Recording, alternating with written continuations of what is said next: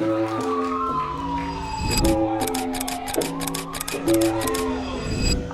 haven't made a tutorial like this in a year or something. So this video is for those of you who are interested in how I color grade my videos. And yes, I use DaVinci Resolve for everything. Okay, let's jump into it. So here I have two clips of me. One is outside and one is inside.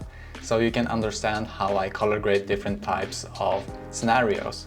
So let's start off with the clip where I'm inside in controlled lighting environment. We're going to add a couple of nodes. You can do that either by right-clicking on node and adding a serial node or hitting Ctrl S on your keyboard. We're going to rename these 6 nodes to following. The first one is going to be exposure. The second one is going to be called corrector. The third one is for blur. And the fourth one is for glow. The next to last one is going to be CST, color space transform. And the last one is going to be called LUT. So we're going to start with the CST, click on that one, go to library and search for color space transform, apply that and change the output gamma to Cineon film log. Then go back to your LUT node and go to your LUT on the left side here and go to film looks and search for codec. You can use either one of these three. I like to use the one called D55. After that, let's go back to the first node called exposure and we're going to open the graph tab and create a simple S-curve with a little bit of fade in the blacks. So we're going to lift up the blacks here at the beginning, just a tiny bit to get that faded look and create a simple smooth S-curve. We're also going to decrease highlights just a tiny bit to -25 or something. After that, let's go to the corrector node, the second one, and increase the color boost just a tiny bit, somewhere around 10 to 15. 12 is fine, and this is where the magic happens, so we're going to mess around with the temperature and the tint. So let's start off with the tint because it's more simpler. I like to have it anywhere between -10 and -20, no matter the conditions. Even if I'm outside or inside, it's almost constant. -10 to -20. Here I'm going for -20.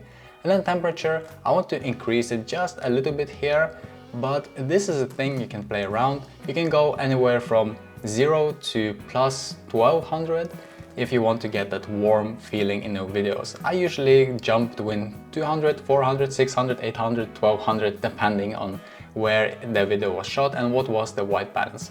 Here I'm going for just 200. Maybe we can increase it to 400 later, but for now let's start with plus 200. We can come back to this later. For now, let's go on to the next node, which is blur. We're going to search for effect called Gaussian blur and apply it. Here we're going to change the horizontal and vertical strength to 0.15 and global blend, just decrease it a tiny bit. You can zoom in onto the video to see the difference between 0 and 1. And I like to have it, not at the max, but a little bit below the max. So 0.7 is good. Next, let's go to the glow node. This is my favorite node and this is also where a lot of the spice happens. So we're going to click on it and search for glow and apply it. First things first, we're going to decrease the shine threshold to 0 and it's going to look a little bit weird, but just wait. Then we're going to go down to composite type and change it from add to soft light. Now, much better. Then go down to global blend and decrease the blend to somewhere around 0.5. And already it looks so much better and so, vintage type, retro feeling. And to make it even better, we're going to change the color filter to another color. Here I like to go for this soft baby blue color, but you can pick whatever color you want. But personally, I like blues.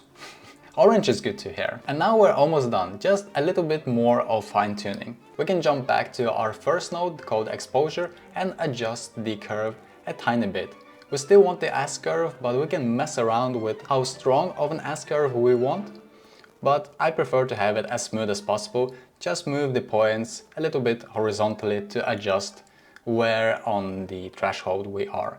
Also, we can go back to the corrector and adjust temperature a little bit more here, because after we applied blur and glow, we can have a different feeling for the image. Last thing I'm going to add, this is optional, but I like to have it, is a couple of masks to create this, I don't know, Hollywood feel, don't know what to call it. So we're gonna create a couple of serial nodes at the end and call it mask 1 and mask 2. The first mask, we're going to go to window and create a square one and adjust it so it's only covering the corner. Also make sure to make it soft. And I want this flower at the corner here to be less of a distraction, also this door. So I want to make them darker and make them colder. So I'm going to decrease temperature to -400 and move the curve a little bit down in the middle. So now you see that this part of the image gets a little bit darker, a little bit colder, a little bit less interesting. So the viewer is not attracted to that plant. Then we're going to go to mask 2. Again, do the same thing, create a square mask and adjust it accordingly. Make it soft, place it where you feel like the light is coming from. And we're going to make it like the sun is shining from the side. So we're going to make it warmer, +400, and make it a little bit brighter. So I just like to increase the curve upwards a little bit, because it's quick and simple. And now you can see the difference between having mask and having no mask. It helps create this more focused image on me instead of the surroundings.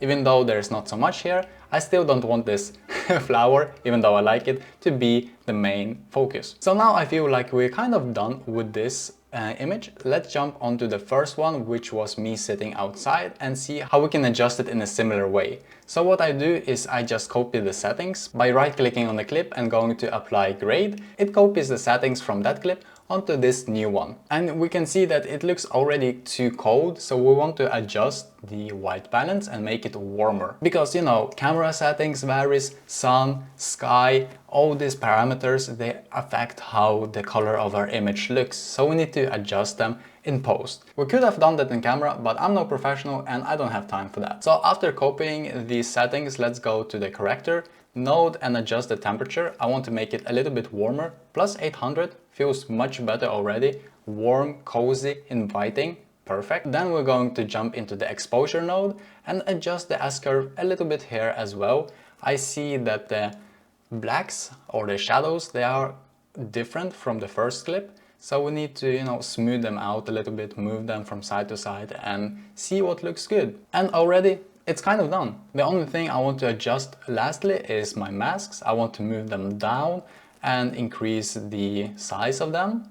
But besides that, this image, it only took us a couple of seconds to adjust because we already created these nodes and we just copy paste them. Because the main thing to adjust is the white balance. That's what creates the look. Since we already created blur, glow and applied the LUT. These three last ones are those which create this look, and everything else you just need to adjust the white balance. So it's a very quick, easy and simple way to create this vintage, retro, dreamy look the way I color grade my videos. And here you can see the effect before and after. You might think that it's not that much of a difference, but it's something that you won't be able to just get with applying a filter, because the filter doesn't know your image. Meanwhile, this looks good. This looks kind of professional, or maybe amateur, I don't know. But for me, it looks, you know, like intentional. Not like you just applied a filter. So yeah, hope you enjoyed this video. I haven't done a tutorial in a long time. So if you have any questions, leave a comment. Please, please, please subscribe and I'll see you in the next video. Bye!